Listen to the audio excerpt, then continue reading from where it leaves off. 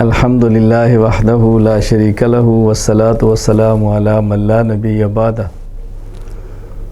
عقیدہ عصمت انبیاء علیہم السلام کا بیان کیا جا رہا تھا۔ عصمت انبیاء علیہم السلام کا سبق چل رہا تھا۔ نبی معصوم ہوتا ہے، صحابی محفوظ ہوتا ہے اور مجتہد مأجور ہوتا ہے۔ نبی معصوم ہے، اس کا معنی یہ بیان کیا گیا کہ چھوٹے اور بڑے ہر قسم کے گناہ سے اللہ تعالیٰ نبی کو بچاتا ہے۔ پیغمبر سے اللہ تعالیٰ گناہ ہونے ہی نہیں دیتے۔ لنصرف عنہ السوء، اللہ تعالیٰ نبی سے گناہ کو دور رکھتے ہیں، گناہ کو پیغمبر کے قریب آنے ہی نہیں دیتے۔ یہ ہمارا عقیدہ اور نظریہ ہے۔ کل پیغمبر کی ذات کو سمجھایا، نبی کسے کہتے ہیں۔ کئی رخ ہیں سمجھانے کے، کئی عنوان ہیں سمجھانے کے، مختلف طرز ہے اس بات کو کھولنے کا، تو میں نے ایک رخ آپ کی خدمت میں پیش کیا تھا۔ آج ہم آپ کی خدمت میں اس پہ دلائل پیش کریں گے کہ نبی معصوم ہے تو اس پر ہمارے دلائل کیا ہیں۔ کچھ دلائل قرآن کریم سے پیش کریں گے، کچھ دلائل احادیث سے پیش کریں گے، اور پھر اجماع امت پیش کریں گے، عقلی دلائل پیش کریں گے۔ یعنی عقل اور نقل، نقل اور عقل، قرآن، حدیث، اجماع اور عقل، ہر قسم کے دلائل آپ کی خدمت میں پیش کریں۔ پھر وہ لوگ جو انبیاء علیہ السلام کو معصوم نہیں مانتے اور نبی کے معصوم نہ ہونے پر شبہات میں کبھی قرآن پیش کرتے ہیں، کبھی حدیث پیش کرتے ہیں، ان کے جوابات بھی دیے جائیں گے کہ ان آیات کا مطلب کیا ہے، ان حدیث کا مطلب کیا ہے، آپ کی الجھن کیا ہے۔ تو آج دلائل سماعت فرمائیں عصمت انبیاء علیہ السلام پر۔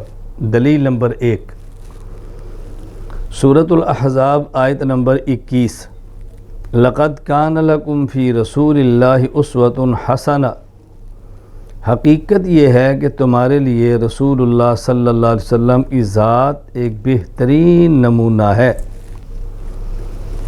رسول اللہ صلی اللہ علیہ وسلم کی ذات تمہارے لیے ایک بہترین نمونہ ہے۔ یہ بات یاد رکھ لیں، پیغمبر نمونہ ہے، لیکن کس کے لیے؟ لمن کان یرجو اللہ والیوم الآخرہ، ایسے شخص کے لیے کہ جس کا عقیدہ ہو کہ میں نے اللہ کے سامنے پیش ہونا ہے، جس کا عقیدہ ہو کہ میں نے قیامت کے دن اللہ کے سامنے آنا ہے، جزا اور سزا میرے اعمال پہ ہونی ہے۔ دیکھو یہاں 3 عقیدے بنیادی آگے، لمن کان یرجو اللہ توحید، والیوم الآخر قیامت، لقد کان لکم فی رسول اللہ رسالت اور نبوت۔ میں نے آپ سے کہا تھا کہ بنیادی عقیدے 3 ہیں، توحید، رسالت اور قیامت۔ تو جس شخص کا توحید اور قیامت پر ایمان ہے وہ پیغمبر کی ذات کو نمونہ سمجھے گا۔ کیوں؟ اس نے اللہ کے ہاں پیش ہونا ہے، نیک اعمال کی جزا، برے اعمال کی سزا ملنی ہے۔ اب نیک عمل کون سا ہے، برا عمل کون سا ہے، کیسے پتہ چلے؟ اس کے لیے اس کو پیغمبر کو اپنا رہنما ماننا پڑے گا، پیغمبر کو نمونہ ماننا پڑے گا، تاکہ اپنی زندگی ٹھیک کر سکے اور اللہ کو بھی راضی کر لے اور قیامت کے دن سرخرو ہو جائے۔ معلوم ہوا کہ اللہ کو راضی کرنے کے لیے، قیامت کے دن سرخرو ہونے کے لیے رسول اکرم صلی اللہ علیہ وسلم کی ذات کو بہترین نمونہ ماننا ضروری ہے۔ نمونہ ہی نہیں، بہترین نمونہ ماننا ضروری ہے۔ یہ ذہن بناؤ کہ اس سے بہتر دنیا میں کوئی اور نمونہ موجود نہیں ہے۔ ماننا ہے پیغمبر کو۔ میں آیت کھول رہا ہوں تاکہ بات اچھی طرح سمجھ آئے۔ پیغمبر کی ذات نمونہ ہے کس کے لیے؟ نمبر 1، اس شخص کے لیے جو اللہ کو مانتا ہے۔ جب اللہ کو مانتا ہے تو اللہ کے احکام پہ عمل کرنا ہے۔ اب کرے گا کیسے؟ اس کے لیے اس کو پیغمبر چاہیے جو اللہ کا حکم بتائے، جو نبی کا طریقہ اس کو ایک شخص چاہیے جو اللہ کا حکم بتائے، اللہ کی بات اس تک پہنچائے، اسے کہتے ہیں رسول۔ تو اللہ تعالیٰ فرما رہے کہ پیغمبر تمہارے نمونہ ہے۔ اب دیکھو یہ جو درمیان میں اللہ اور مخلوق کے درمیان واسطہ ہے، الیاذ باللہ، اگر یہی واسطہ غلط ہو جائے تو امت کو احکام کیسے ملیں گے؟ میں مزید بات کھولتا ہوں۔ اللہ تعالیٰ نے حکم دیا سلو، نماز پڑھو۔ کیسے پڑھو؟ اب نماز پڑھ کر اللہ تو نہیں دکھائیں گے نا، تو پڑھ کے کون دکھائے گا؟ جس نے پڑھ کے دکھانا ہے اس کی نماز ہی ٹھیک نہیں، تو پھر نماز کہاں سے ملے گی؟ اللہ فرماتے ہیں حج کرو۔ حج کیسے کریں؟ اللہ تعالیٰ تو کر کے دکھائیں گے نہیں، کون کرے گا؟ پیغمبر، وہ تو حج غلط کرتے ہیں الیاذ باللہ، تو پھر ٹھیک کون کرے گا؟ میں بتا رہا ہوں کہ اس کا مطلب کیا ہے کہ پیغمبر بہترین نمونہ ہے اور پیغمبر سے گناہ نہیں ہوتا۔ میں بارہا کہہ رہا ہوں، اللہ تعالیٰ نے حکم دینا ہے نماز پڑھو، روزہ رکھو، حج کرو، میرے حکموں پہ عمل کرو۔ اللہ کیسے کریں؟ اللہ تو کر کے نہیں دکھائیں گے نا۔ فرمایا یہ میرا نبی ہے، یہ تمہیں کر کے دکھائے گا۔ ہم کہتے نہیں وہ نبی ہی غلط کرتا ہے، تو پھر دکھائے گا کون؟ کیسے اللہ کے حکم پر عمل کریں گے؟ آپ سمجھو نا۔ اس لیے ضروری ہے کہ جو بندہ اللہ نے اپنے احکام کو عملی صورت بنا کر بھیجا ہو، اس کا صحیح ہونا نہایت ضروری ہے۔ اگر وہی ٹھیک نہیں ہے تو اللہ کا جو حکم ہے وہ صحیح صورت میں بندے کے سامنے کیسے آئے گا؟ کتنی آرام بات ہے۔ ماں کہتی ہے بیٹی کھانا پکاؤ، کیسے؟ دیکھو جیسے میں پکا رہی ہوں، اس کا مطلب کہ ماں ٹھیک پکا رہی ہے نا، تبھی بیٹی سیکھے گی نا۔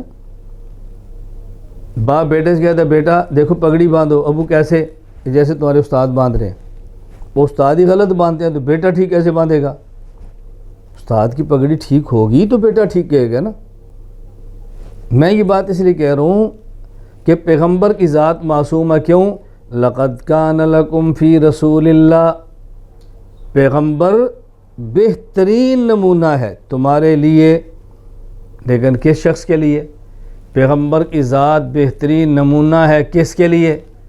لمن کان یرجو اللہ، نمبر 1 اس کو اللہ سے ملنا ہے، اللہ کو جواب دینا ہے۔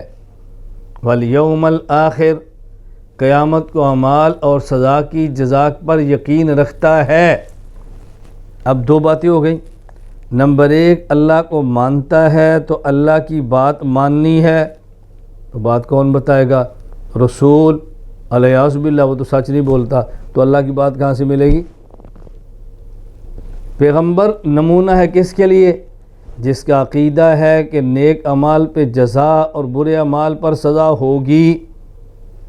اب چونکہ اس کا عقیدہ ہے نا کہ نیک پر جزا اور برے پر سزا ملنی ہے، لہذا نیک عمل کون سا ہے، برا عمل کون سا ہے، اس کو چاہیے کو بتانے والا وہ کون ہے؟ پیغمبر۔ تو اگر وہ پیغمبر ہی غلطیاں کرے اعوذ باللہ، وہ پیغمبر کے اعمال ٹھیک نہ ہوں، تو اس بندے کو اعمال ٹھیک ملیں گے کیسے؟ اللہ راضی ہوگا کیسے؟ قیامت کے سرخرو ہوگا کیسے یہ بندہ؟ اس کے لیے ضروری ہے کہ یہ مانے کہ پیغمبر کی ذات معصوم ہے۔ یہاں ایک بات بہت اچھی طرح سمجھ لیں، لقد کان لکم، صیغہ کم ہے، بظاہر مردوں کے لیے کم ہوتا ہے اور اردو کے لیے کننا ضمیر استعمال ہوتی ہے، تو یہاں تو کم ہے۔ اب یہ لکم کا خطاب مردوں کو بھی ہے عورتوں کو بھی ہے، یعنی پیغمبر کی ذات بہترین نمونہ ہے مردوں کے لیے بھی، اور پیغمبر کی ذات بہترین نمونہ ہے عورتوں کے لیے بھی۔ اب نمونہ ہونے کا معنی یعنی پیغمبر کی تعلیمات، پیغمبر کی ہدایات یہ دونوں کے لیے ہیں۔ جو ہدایت مرد کے لیے ہے اس پر وہ عمل کرے، اور جو ہدایت عورت کے لیے ہے اس پر عمل عورت کرے۔ یہ بات اچھی طرح سمجھ لیں، الجھن میں نہ رہنا کبھی۔ یہ بات میں کیوں سمجھا رہا ہوں؟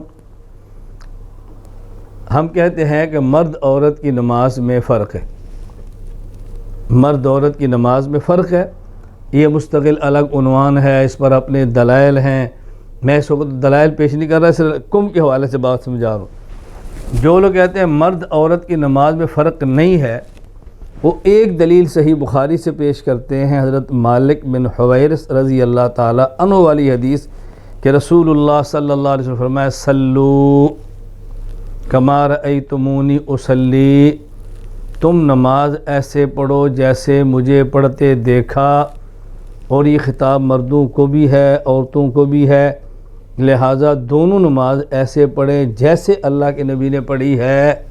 کیوں؟ صلو، خطاب دونوں کو ہے۔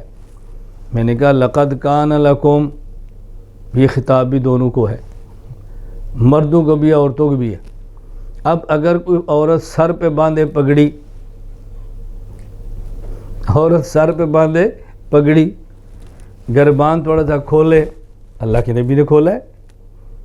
ایک صحابی تھے حضرت غالباً معاویہ بن قرہ رضی اللہ تعالیٰ عنہ، غالباً یہ عبداللہ بن معاویہ بن قرہ، وہ نقل کرتے ہیں اپنے والد سے کہ میرے والد حضرت معاویہ مدینہ جب گئے تو رسول اللہ صلی اللہ علیہ وسلم کو ایسے دیکھا کہ آپ گریبان کھلا تھا، انہوں نے سردی گرمی میں کبھی گریبان بند کیا ہی نہیں، بھئی میں نے حضور کو ایسے ہی دیکھا۔ گو رسول اللہ صلی اللہ علیہ وسلم کا مستقل معمول مبارک یہ نہیں ہے، لیکن انہوں نے اس حال میں دیکھا تھا تو انہوں نے زندگی بھر گریبان سردی اور گرمی بند کیے ہی نہیں کہ میں نے ایسے دیکھا۔ اب عورت سر پہ باندھے پگڑی، گریبان تھوڑا سا کھولے، ہاتھ میں پکڑے ڈنڈا، چونکہ عصا پکڑنا حضور کی سنت ہے، شلوار کرے ٹخنوں سے اوپر، اور پھر وہ نکلے باہر۔ آپ پوچھو کہ باجی جان یہ کیا ہو رہا ہے؟ وہ کہ جی قرآن پہ عمل ہو رہا ہے۔ بھائی قرآن پہ عمل کیوں ہے؟ قرآن کہتا ہے لقد کان لکم، یہ خطاب مردوں عورتوں دونوں کو ہے، اللہ کے نبی سب کے لیے نمونہ ہے۔ تو میں پگڑی کیوں نہ باندھوں؟ مجھے حضور سے پیار نہیں ہے؟ میں حضور کی امتی نہیں ہوں؟ میں حضور کی باندھی نہیں ہوں؟ نبی میرے لیے بھی تو نمونہ ہے نا۔ اب آپ اس کو کیا سمجھاؤ گے؟ آپ سمجھاؤ گے امی جان، باجی جان، میری بہن، میری بیٹی، قرآن کی آیت ٹھیک ہے لیکن آپ کا مفہوم غلط ہے۔ اب جب اسے یہ کہو کہ تو پگڑی نہ باندھ، تو وہ کہے تم قرآن کے منکر ہو، یہ گریبان مت کھول تم قرآن کے منکر ہو، یہ شلوار ٹخنوں سے اوپر مت کر تم قرآن کے منکر ہو، میں تو قرآن پڑھ رہی ہوں۔ ہم کہیں گے ہم قرآن کے منکر نہیں ہیں، جو قرآن کا مطلب بیان کر رہی ہے نا، ہم اس مطلب کے منکر ہیں، تم اپنے مطلب کو قرآن نہ کہو۔ اسی طرح ہم ان سے کہتے ہیں صلو کما رأیتمونی، ہم حدیث کے منکر نہیں ہیں، حدیث کا جو معنی آپ نے بیان کیا نا، ہم اس معنی کے منکر ہیں۔ لقد کان لکم فی رسول اللہ اسوۃ حسنہ، اس لیے میں بات سمجھا رہا ہوں، پیغمبر کی ذات تم سب کے لیے بہترین نمونہ ہے۔ کیا معنی؟ جو ہدایت مردوں کے لیے ہے مرد، جو ہدایت عورتوں کے لیے ہے عورت۔ عورتوں کے لیے نماز پر پیغمبر کی واضح ہدایات موجود ہیں، واضح۔ رسول اللہ صلی اللہ علیہ وسلم صحابی کو فرما رہے ہیں، واضح روایت۔ وائل بن حجر فرمایا اذا صلیت فجعل یدیک حذاء اذنیک، اے وائل جب نماز پڑھنے لگے اللہ اکبر کہے تو ہاتھ کانوں کے برابر اٹھانا، والمرأۃ تجعل یدیہا حذو حذاء ثدییہا یا حذو ثدییہا، جب عورت نماز پڑھے تو اپنے ہاتھ کو سینے کے برابر اٹھائے۔ کتنا واضح، کتنا واضح حکم موجود ہے، ان کے لیے ہدایت ہی الگ آ گئی ہے۔ رسول اکرم صلی اللہ علیہ وسلم کی ان کے لیے ہدایت ہی الگ گئی ہے۔ میں صرف ایک حدیث پڑھ رہا ہوں، ابھی میرا عنوان مرد عورت کی نماز میں فرق نہیں ہے۔ میں اپنی ماؤں بہنوں بیٹیوں سے کہتا ہوں مردوں کی طرح نماز مت پڑھو، تمہاری نماز الگ ہے، دلائل تمہارے ذمہ نہیں ہے، دلائل تمہارے اس بھائی کے ذمہ ہے، دلائل ہمارے ذمہ ہیں، ہم نے اپنے ذمہ لیا نا۔ ہماری طرف سے دلیل نہ ملے تو آپ کو گلہ ہونا چاہیے۔ مردوں سے کہتا ہوں تمہاری نماز عورتوں کی طرح نہیں ہے، دلائل ہمارے ذمہ ہیں۔ اللہ کا شکر میں ادا کرتا ہوں الحمدللہ۔ میں کبھی یہ بات کہا کرتا ہوں کہ آدمی زندگی میں کام اگلی نسلوں میں جاتا دیکھے تو کتنا خوش ہوتا ہے۔ میں نے الحمدللہ تیسری نسلوں میں کام اپنی زندگی میں دیکھ لیے۔ آج اپنی آنکھوں سے، ایک میں خود، ایک آگے ہمارے شاگرد مرید، آگے پھر ان کے بیٹے میں اس پر واقعہ سنایا کرتا ہوں کہ میں ایک مرید تھا، اس کے گھر گیا، اب اس کا ایک بیٹا ہے 2 سال کا، ایک بیٹا ہے 3 سال یا 3.5 کا، تو گھر گیا تو سلام لیا، السلام علیکم۔ اب یہ جو 2 سال کا بیٹا ہے اس نے ایک ہاتھ سے سلام بڑھا دیا، اس کو کیا پتہ سلام کیا ہوتا ہے، اب سلام لو بھائی، اس نے ہاتھ بڑھا دیا۔ اب وہ جو 3 سال 3.5 سال والا کہتا ہے اور تو بھابی ہو گئے کہتا ہے تو بھابی ہو گئے، یعنی ایک ہاتھ سے سلام لے رہے۔ الحمدللہ الحمدللہ۔ کراچی ایک میرے شاگرد بھی ہیں، مرید بھی ہیں، تو ان کا بھتیجا وہ ایک سکول میں گیا، پڑھتا تھا، اب سکول میں جو ٹیچر تھا وہ کوئی اور مسلک کا تھا، تو اس نے اس بچے کا نماز پڑھتے ہیں ہاتھ یہاں باندھو، وہ بچہ کہتا ہے میں کوئی عورت ہوں میں کوئی عورت ہوں یہاں باندھوں، اگلی نسل میں چلا گیا۔ الحمدللہ۔ خیر اس وقت میرا عنوان یہ مسئلہ نہیں ہے، میں نے یہ دلائل سمجھانے ہیں، لیکن درمیان میں آپ کو ساری باتیں کہنی ہیں۔ ایسا نہ ہو کہ دورہ تحقیق المسائل میں وقت کم ہو اور عقائد تھوڑے ہیں تو آپ یہ سمجھیں کہ شاید باقی مسائل پر ان کے بعد دلائل ہی نہیں تھے اس لیے چھوڑ دیے۔ یہ مسئلہ نہیں ہے، اللہ تعالیٰ کا کرم ہے، اللہ کا شکر ہے، اللہ کا فضل ہے، اللہ قبول فرمائے۔ ہم نے سال ہا سال اس پر لگائے ہیں، ہم نے دن رات اس پہ لگائے ہیں، ہم سے مراد میں نہیں، میری پوری ٹیم، میرے ساتھی دن رات لگائے ہیں، محنت کی ہے، دلائل جمع کیے ہیں، الحمدللہ، اللہ قبول فرما لے۔ دلیل نمبر 2 سورہ یونس آیت نمبر 15، وَإِذَا تُتْلَىٰ عَلَيْهِمْ آيَاتُنَا بَيِّنَاتٍ قَالَ الَّذِينَ لَا يَرْجُونَ لِقَاءَنَا نَأْتِ بِقُرْآنٍ غَيْرِ هَٰذَا أَوْ بَدِّلْ قُلْ مَا يَكُونُ لِي أَنْ أُبَدِّلَهُ مِنْ تِلْقَاءِ نَفْسِي إِنْ أَتَّبِعُ إِلَّا مَا يُوحَىٰ إِلَيَّ۔ رسول اکرم صلی اللہ علیہ وسلم کو مشرکین کہتے تھے جب اللہ کے نبی اللہ کی آیات ان کے سامنے پڑھتے تو کہتے اے محمد 2 میں سے ایک کام کرو، ائت بقرآن غیر ھذا، یہ اپنے پاس رکھ لو، ہمارے لیے کوئی اور قرآن لے آؤ، یا اسی کو واپس کر لو، ایسا لاؤ جو آپ دونوں کے لیے قابل قبول ہو۔ یا تو اس کو آپ رکھ لو نا، ہمیں اور لا کر دے دو، تمہارا الگ ہمارا الگ، اور یا ایسا کرو اس کو واپس کرو، ایک ایسا لے آؤ جو دونوں کے لیے قابل قبول ہو۔ تو اللہ نے فرمایا میرے پیغمبر ان کو بات سمجھاؤ، ما یکون لی ان ابدلہ من تلقاء نفسی، میں اپنی طرف سے قرآن کیسے بدلوں، میری اختیار میں نہیں، میں تو وہی کا پابند ہوں۔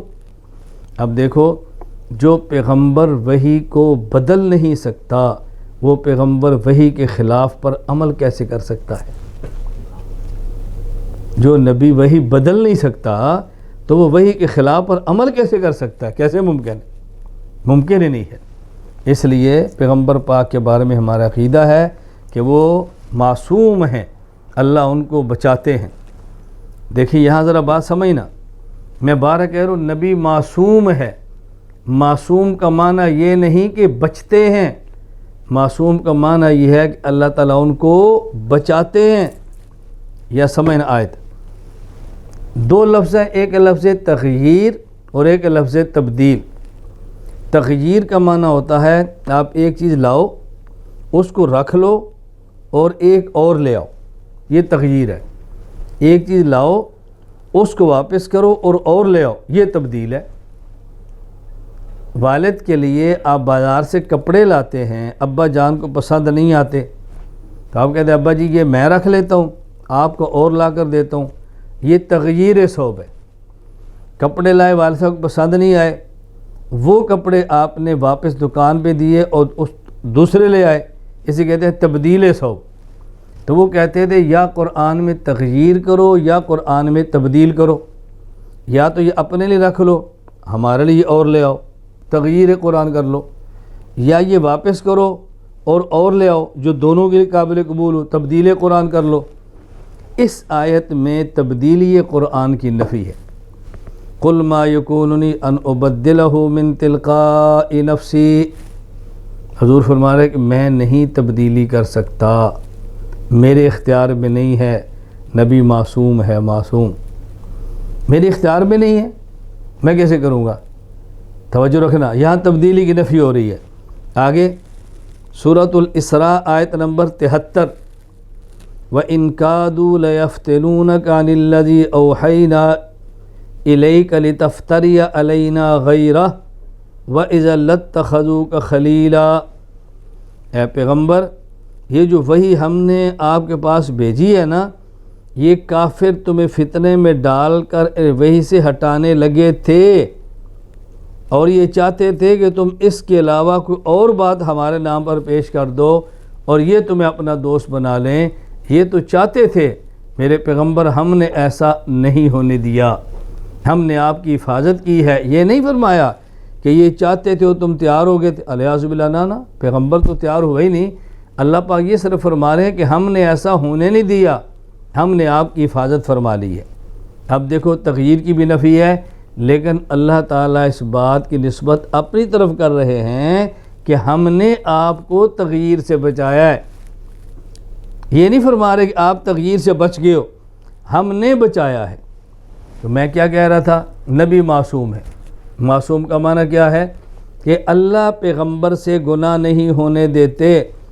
تبدیلی قرآن گناہ ہے، تغییر قرآن گناہ ہے، اور اللہ یہ بات فرما رہے ہیں کہ تغییر قرآن سے آپ بچے نہیں، ہم نے بچایا ہے۔ اس کا معنی یہ نہیں تھا کہ رسول اللہ صلی اللہ علیہ وسلم تغییر قرآن چاہ رہے تھے، نا اللہ کے نبی نے تو نہیں کرنا تھا، لیکن اللہ فرما رہے ہیں کہ ہم نے ہونے نہیں دیا۔ یہ نہیں کہ آپ شاید کر لیتے، بس ہم نے ہونے نہیں دیا، ہم نے آپ کی حفاظت ایسی کی ہے، ہم نہیں ہونے دیتے۔ ایسی نوبت ہی نہیں آتی کہ نبی چاہے اور اللہ نہ ہونے دے، ایسا نہیں ہے، ایسی نوبت آتی ہی نہیں ہے کہ نبی چاہے اور نہ ہونے دے۔ اللہ تعالیٰ نسبت اپنی طرف فرما رہے ہیں کہ ہم ہونے ہی نہیں دیتے۔ دلیل نمبر 3، سورۃ النجم آیت نمبر 3 اور 4، وَمَا يَنطِقُ عَنِ الْهَوَىٰ إِنْ هُوَ إِلَّا وَحْيٌ يُوحَىٰ۔ یہ پیغمبر اپنی خواہش سے کچھ نہیں بولتے، یہ جب بھی بولتے ہیں تو وحی سے بولتے ہیں، اپنی مرضی سے کچھ نہیں فرماتے، جب بھی بولتے ہیں تو وحی سے۔ کیوں؟ اگر وحی نہ ہو تو ہو سکتا ہے غلطی ہو جائے، اور وحی میں تو غلطی ہے ہی نہیں، اس لیے ہم پیغمبر کی زبان سے جب بھی کچھ چیز جاری کرواتے ہیں تو وحی ہوتی ہے۔ ہمارا پیغمبر وحی کے بغیر بولتا ہی نہیں ہے، اور وحی میں غلطی نہیں ہے تو اس کا مطلب پیغمبر کی کسی بول میں غلطی بھی نہیں ہے۔ نبی کو اللہ بچا لیتے ہیں۔ اب ذرا توجہ رکھنا، نبی معصوم عن الخطا، یعنی اللہ پیغمبر سے چھوٹا یا بڑا گناہ نہیں ہونے دیتے۔ یہ دلیل کیسے بنتی ہے؟ سمجھے ذرا، میں بار بار دہرا رہا ہوں، میرے دعوے پر دلائل سمجھیں۔ وما ينطق عن الهوى ان هو الا وحی یوحیٰ، یہ ہمارے دعوے پر دلیل کیسے ہے؟ اللہ فرماتے ہیں پیغمبر آپ جو بھی بولتے ہیں یہ وحی ہے۔ اب آپ بتاؤ وحی نبی کے اختیار میں ہوتی ہے؟ نہیں، وحی کون لاتا ہے دیتا ہے؟ اللہ۔ تو اس کا معنی یہ ہے نا کہ وحی پیغمبر کے اختیار میں نہیں ہے، اللہ ہی نازل فرماتے ہیں، اور پیغمبر جو بولتے ہیں وحی ہوتی ہے، اور وہی اللہ ہی کی طرف سے آتی ہے۔ تو یہ بات مان لینی چاہیے نا کہ صرف وہ بچتے نہیں بلکہ اللہ بچاتے ہیں۔ میری دلیل پہ غور کریں، میں یہ کہہ رہا ہوں کہ معصوم عن الخطا کا معنی یہ ہے کہ اللہ نبی کو بچاتے ہیں۔ اس پر یہ آیت دلیل کیسے منطبق ہو رہی ہے؟ کوئی یہ نہ سمجھے اس آیت سے ثابت ہو رہا ہے کہ نبی پاک غلط بولتے نہیں، آپ تو کہتے ہیں اللہ بلاتے نہیں۔ میں اس پہ دلیل پیش کر رہا ہوں، وما ينطق عن الهوى، پیغمبر اپنی خواہش سے نہیں بولتے۔ تو یہ کیسے ثابت ہوا کہ اللہ نہیں بولنے دیتے اپنی خواہش سے؟ اگلی آیت، ان هو الا وحی یوحیٰ، پیغمبر جو بولتے ہیں وہ وحی ہوتی ہے، وہی پیغمبر کے اختیار میں نہیں ہوتی، یہ وحی اللہ کی طرف سے ہوتی ہے، چاہے تو نازل فرمائیں چاہے تو نازل نہ فرمائیں۔ تو اس کا معنی یہ ہوا اللہ وحی اتارتے ہیں، پیغمبر خواہش سے نہیں بولتے۔ تو نبی کا خواہش سے نہ بولنا یہ نہیں کہ نبی ایسا کرتے ہیں، بلکہ اللہ ہی ایسا کرواتے ہیں۔ نبی معصوم عن الخطا ہیں، یہ نہیں کہ نبی گناہ سے بچتے ہیں، بغیر اس کا معنی کہ اللہ بچاتے ہیں۔ دلیل کو بہت اچھی طرح سمجھیں۔ اس دلیل پر ذرا سوال سمجھیں. سوال وزنی ہے، معقول ہے. میری عادت ہے سوال کرنے والا اگرچہ غیر معقول ہو لیکن سوال معقول ہو ہم شاباش دیتے ہیں. بھائی سوال ٹھیک ہے، آپ میری بات نہیں سمجھے. سوال کرنے والا اگرچہ غیر معقول ہو لیکن سوال معقول ہو ہم داد دیتے ہیں، اور سوال غیر معقول ہو تو کرنے والا اگرچہ معقول ہو ہم اس پہ داد نہیں دیتے کہ بیٹا بہت اچھا کیا آپ نے سوال کیا. سوال کرنے کے لیے بھی عقل اور سلیقہ چاہیے نا. کہتے ایک طالب علم تھا تو وہ درسگاہ میں سوال نہیں کرتا تھا، خاموش رہتا تھا. استاد نے کہا بیٹا تم کبھی سوال نہیں کرتے، کبھی تم بھی سوال کرو. اس نے ٹھیک ہے استاد جی. اب اس نے ذہن بنایا استادوں نے کہا ہے تو میں بھی سوال کروں. اب جب دوسرے دن سبق آیا تو اس نیت سے بیٹھا کہ میں نے بھی آج سوال کرنا ہے. استادوں نے روزے کا مسئلہ سمجھایا کہ طلوع صبح صادق سے روزہ شروع ہوتا ہے اور غروب شمس سے روزہ ختم ہو جاتا ہے. اس نے کہا استاد جی میرا ایک سوال ہے. میں نے کہا جی بیٹا. اس نے کہا اگر شام کو سورج غروب ہو ہی نہ تو پھر کیا کریں؟ استاد جی نے فرمایا پھر آپ چوپ ہی رہیں. میں ٹھیک ہے تو سوال لائق ہی اگر بھائی سورج نے تو غروب ہونا ہے. وہ کہتے سورج غروب ہی نہ ہو تو پھر میں بہتر ہے تب تو چوپ رہے اگر. ٹھیک ہے. سوال سمجھے. سوال یہ ہے کہ آپ نے کہا پیغمبر جو بھی بات فرماتے ہیں وہی ہوتی ہے. قرآن کریم میں یا ایھا النبی لم تحرم ما احل اللہ لک تبتغی مرضات ازواجک واللہ غفور الرحیم قد فرض اللہ لکم تحلۃ ایمانکم واللہ مولاکم. نبی کریم صلی اللہ علیہ وسلم نے اپنی ازواج مطہرات کی خوشی کے لیے قسم اٹھا لی کہ میں آئندہ شہد نہیں کھاؤں گا. وہ ایک واقعہ ہے جس پر ان کو تھوڑی سی تکلیف ہوئی تو آپ نے فرمایا اچھا میں آئندہ شہد کھاتا ہی نہیں. اب خوش ہو شہد ہی نہیں کھاتا، قسم اٹھا لی. اللہ پاک نے فرمایا قد فرض اللہ لکم تحلۃ ایمانکم. پیغمبر اللہ نے فرض فرمایا اپنی قسم توڑو اور شہد کھاؤ. یہ حلال شہد تھا، تم نے حرام کیوں کیا؟ تو جب پیغمبر وحی کے بغیر بولتے ہی نہیں تو یہ ڈانٹ کیوں ہے؟ قسم ختم کیوں کرائی جا رہی ہے؟ تو معلوم ہوتا ہے وحی کے بغیر بولتے تھے، وحی اب آئی. پہلے جو قسم اٹھائی وہ بغیر وحی کی تھی، اب وحی آئی کہ قسم توڑو. تو آپ کیسے کہتے ہیں ہر بات وحی سے ہوتی ہے؟ جب آپ سمجھیں وحی کی دو قسمیں ہیں، ایک ہوتی ہے وحی مطلوب، ایک ہوتی ہے وحی غیر مطلوب. وحی مطلوب اس وحی کو کہتے ہیں جس کی نماز میں تلاوت کی جاتی ہو، قرآن کریم. وحی غیر مطلوب اس وحی کو کہتے ہیں کہ جس کی نماز میں تلاوت نہ ہوتی ہو، جیسے حدیث پاک. قرآن بھی وحی ہے اور حدیث بھی وحی ہے.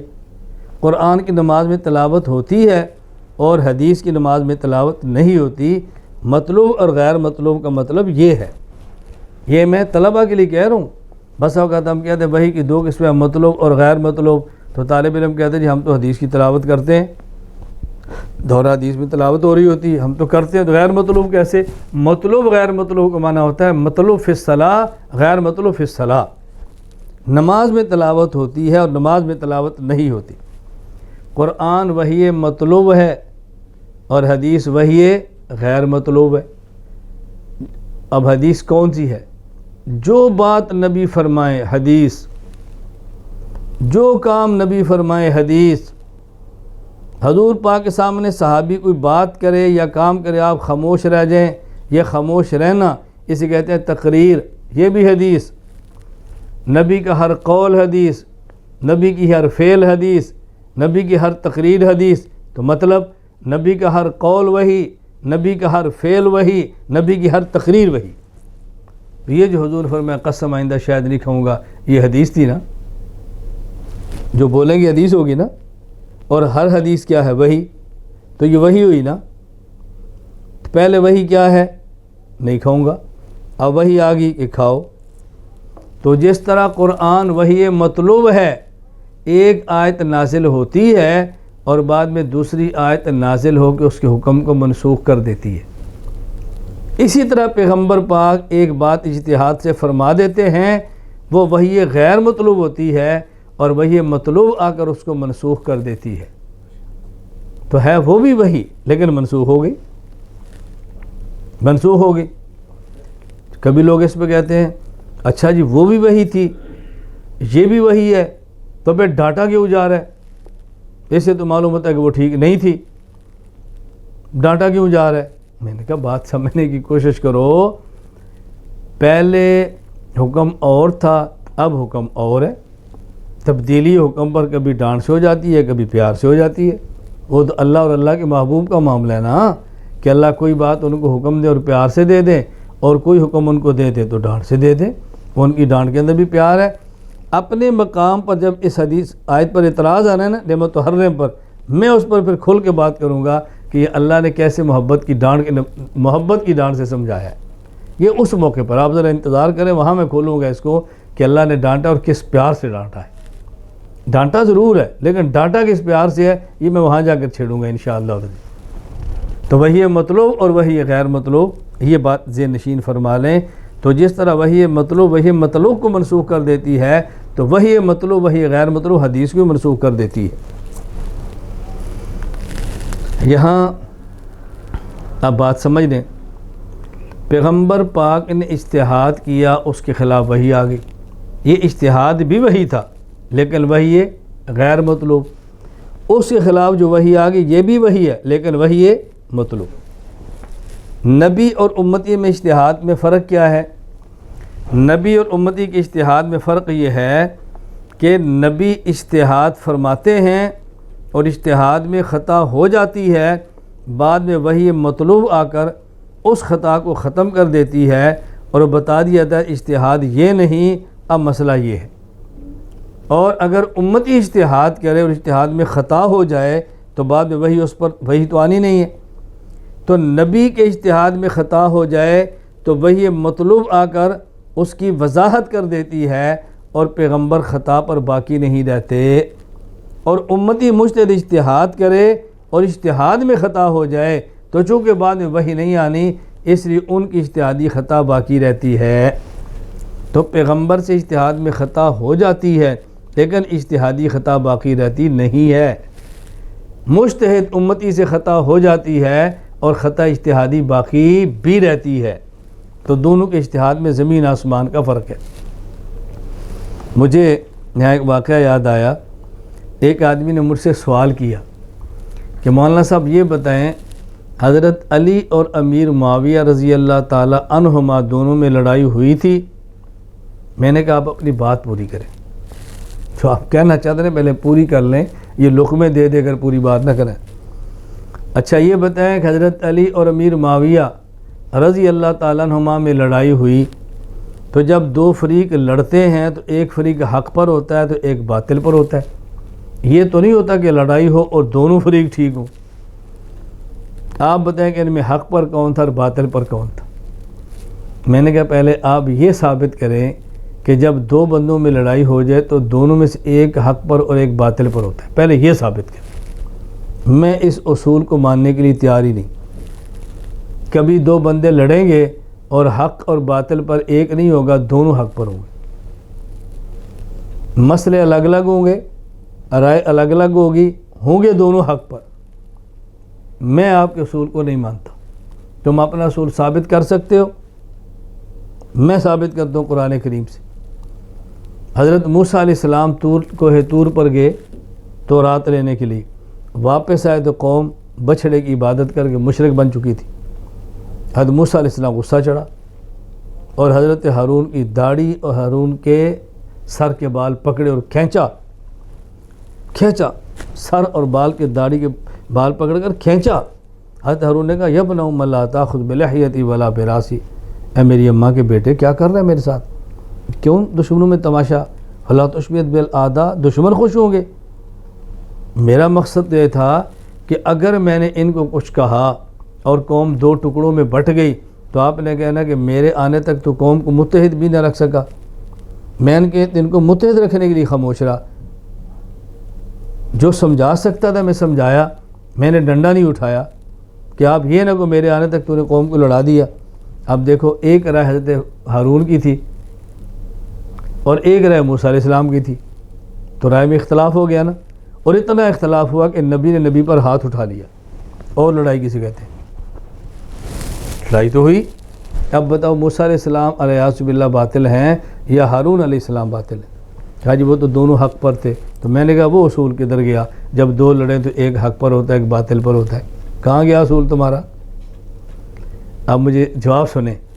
کہنے لگا تیاری تو انہوں نے بھی کی ہوتی ہے نا، کہنے لگا کہ دیکھیں حضرت موسیٰ اور ہارون دونوں حق پر تھے، مان لیا میں نے، لیکن ان کی لڑائی تو ختم ہو گئی تھی، کیونکہ ان پر میں نے کہا ختم ہو گئی تھی نا، اچھا مجھے بتا کیوں ختم ہوئی تھی، کیوں ختم ہو گئی تھی؟ آخر تک لڑتے کیوں نہیں رہے؟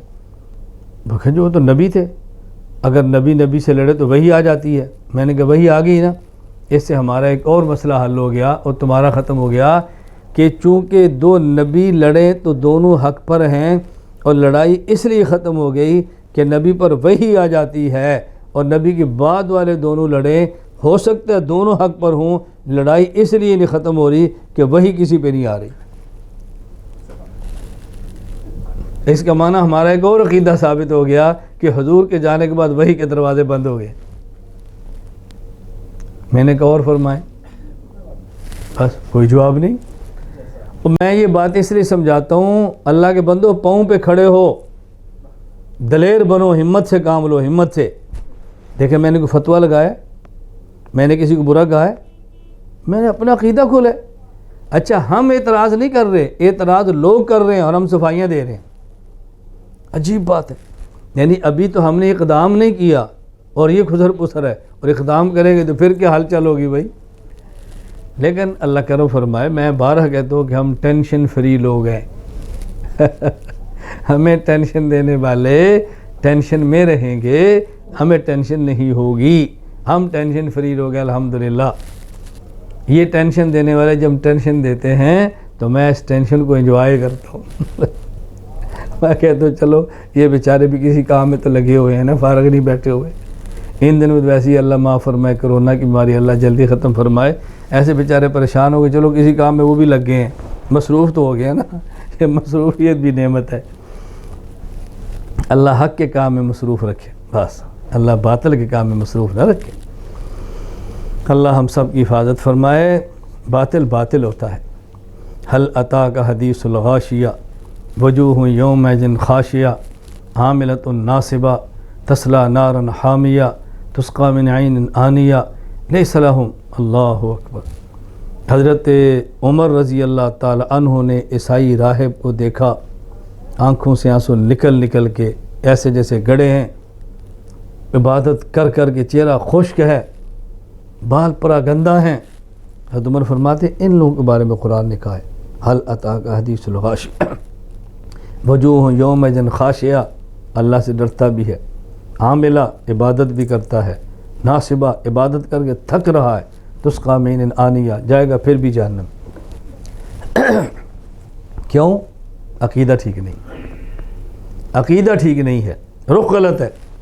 عقائد پورے دین کی بنیاد ہوتی ہے، بنیاد مضبوط ہو آپ 100 منزلہ بلڈنگ لے جاؤ فرق نہیں پڑتا، بنیاد کمزور ہو جائے تو پھر کیا ہوگا؟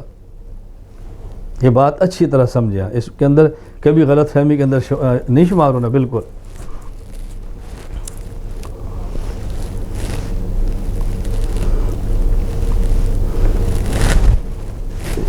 دلیل نمبر 4 سورۃ الحشر آیت نمبر 7، وما آتاکم الرسول فخذوہ وما نہاکم عنہ فانتہوا۔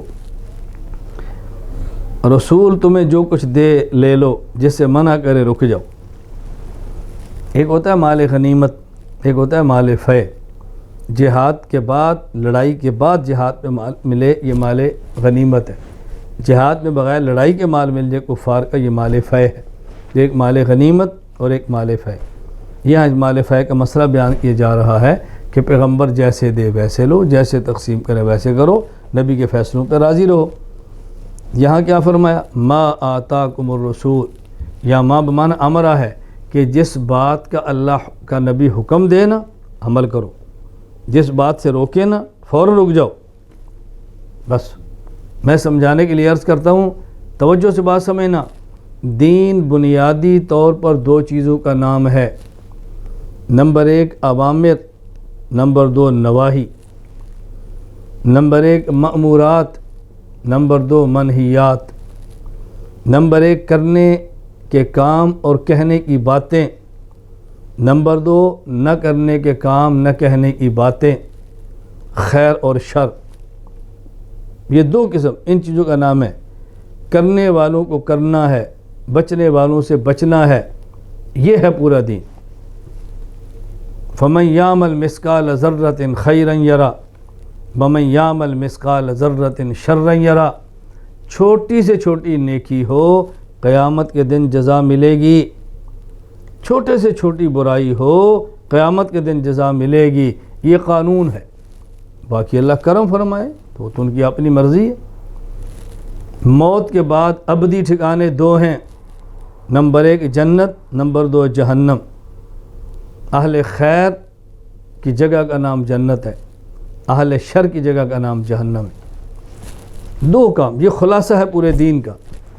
اور اللہ کا نظام دیکھیں، قرآن شروع ہے تو اللہ نے فرمایا 2 چیزیں مانگو.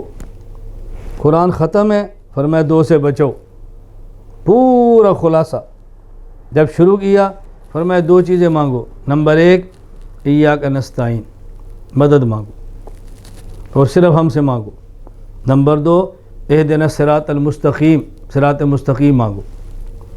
اور 2 چیزوں سے بچو. نمبر 1 قل اعوذ برب الفلق من شر ما خلق، قل اعوذ برب الناس من شر قل اعوذ برب الناس ملک الناس الہ الناس من شر الوسواس الخناس. من شر ما خلق، من شر الوسواس الخناس، من شر ما خلق. ایک چیز اس پناہ مانگی ہے. یہ جو آگے ہے نا، اچھی طرح بات سمجھنا. من شر ما خلق ایک ہی چیز ہے، مخلوقات کے شر سے بچو. آگے کیا فرمایا؟ قل اعوذ برب الفلق من شر ما خلق ومن شر غاسق اذا وقب ومن شر النفاثات فی العقد ومن شر حاسد اذا حسد. اسے علماء کی زبان میں کہتے ہیں تخصیص بعد التعمیم. پہلے عام ایک چیز کو بیان کر دیا جاتا ہے، پھر کچھ چیزوں کو بطور خاص نام لے کر بتایا جاتا ہے. بیٹا سفر پہ جانے لگتا ہے تو ماں کہتی ہے بیٹا لمبا سفر ہے، اپنا خیال کرنا.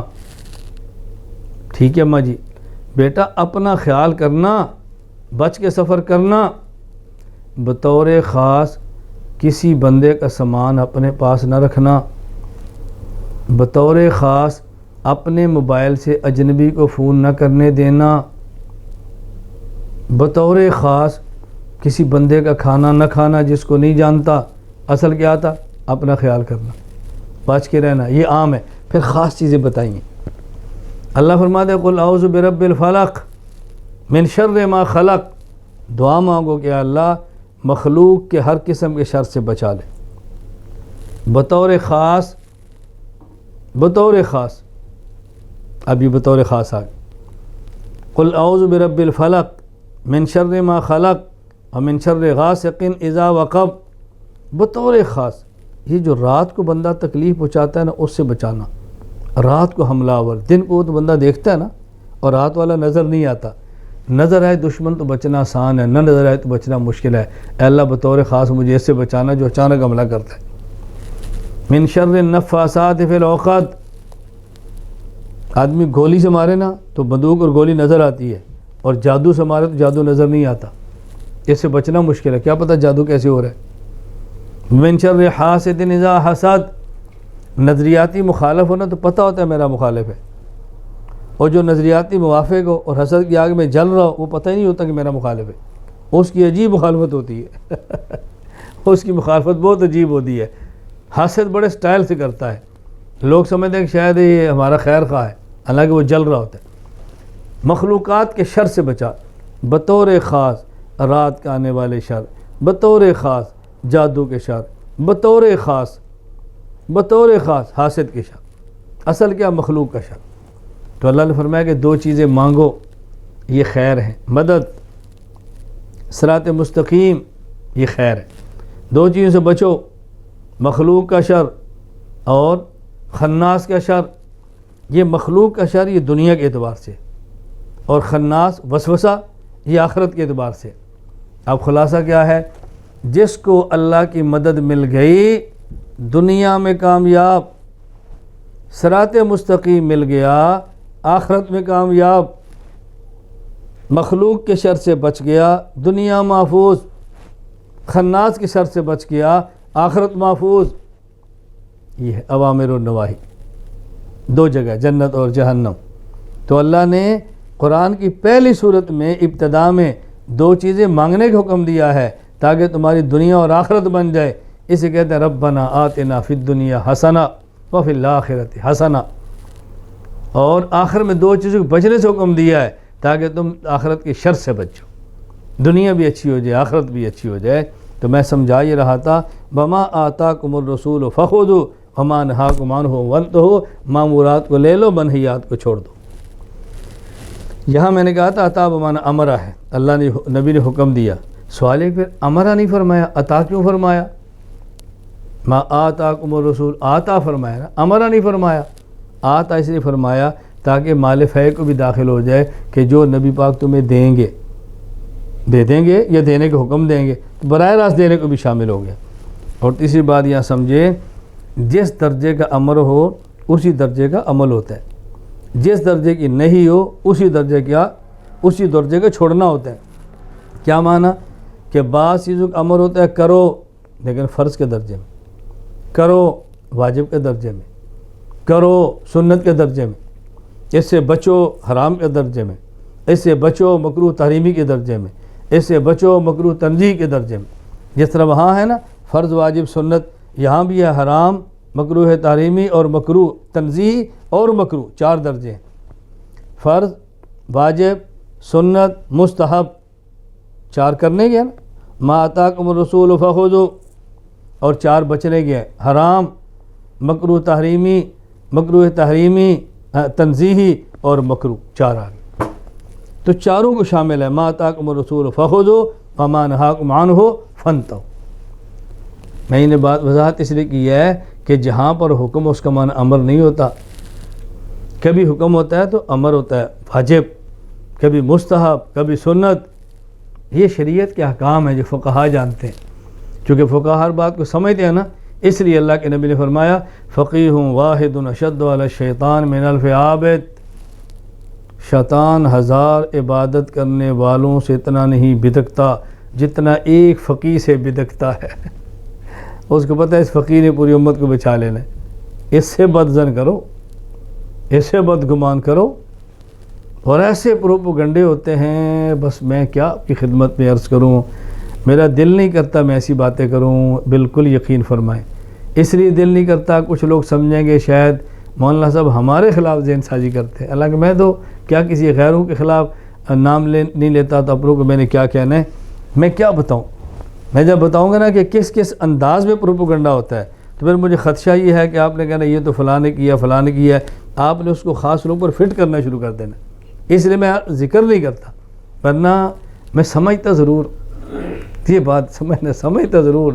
بعد میں سمجھنے میں ان کو پتہ ہی نہیں ہے. منافقین اللہ کے نبی کے بارے میں قرآن کہتا ہے وَمِنْهُمُ الَّذِينَ يُؤْذُونَ النَّبِيَّ وَيَقُولُونَ هُوَ أُذُنٌ قُلْ أُذُنُ خَيْرٌ لَكُمْ. منافق پیغمبر کو تکلیف دیتے اور بدبختوں کا خیال یہ تھا کہ نبی پاک سمجھتے نہیں، سنتے ہیں پر سمجھتے نہیں.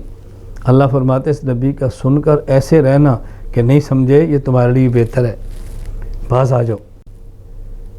تو نبی کا وارث نبی کی طرح نہیں، لیکن کچھ تو سمجھتا ہے نا. وہ پیغمبر تو پیغمبر ہوتا ہے نا. ہم تو پیغمبر کے نالین سے مس کرنے والے ذرات کے برابر بھی نہیں، پیغمبر کے جذب اثر سے نکلنے والے بول و براز کے برابر بھی نہیں. لیکن نسبت تو پیغمبر سے ہوتی ہے نا. اللہ تعالیٰ اس وراثت کی نسبت سے کچھ فہم تو دے ہی دیتے ہیں نا کہ کون کیا کر رہا ہے. اللہ بات سمجھنے کی توفیق عطا فرمائے.